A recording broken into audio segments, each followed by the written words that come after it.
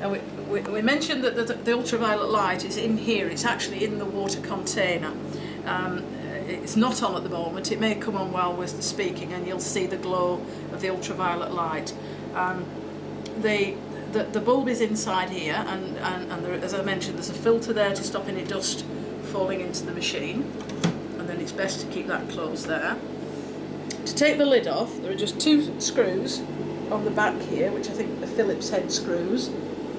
If you unscrew those, the lid just lifts off, and you'll be able to see inside there where the bulb is, and you can it just twists and pulls out, and then twist and put another one in. How often does the bulb need replacing? The bulb would probably last a year, possibly 2 years. It's like any light bulb, really. You can put a light bulb in, it might go for 3 years, 4 years. You can never tell. Sometimes it depends on the switching on and switching off, and because it's constantly doing that, it may only last a year, but sometimes you can go up to 2 years. But you only need to replace that when it literally stops coming on.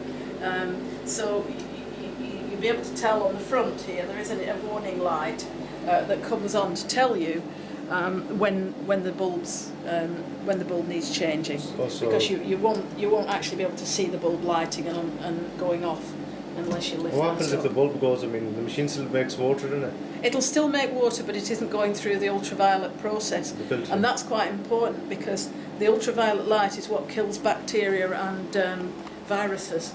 So the ultraviolet lamp is a very important part of the machine.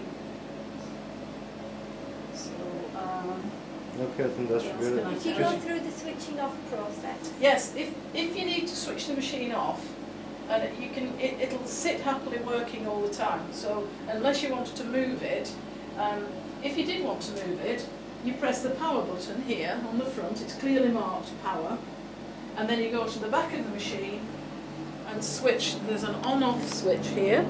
I'll just twist it round slightly. Can you see that all right? An on-off switch, so switch that off, and then it's safe to unplug it from the mains.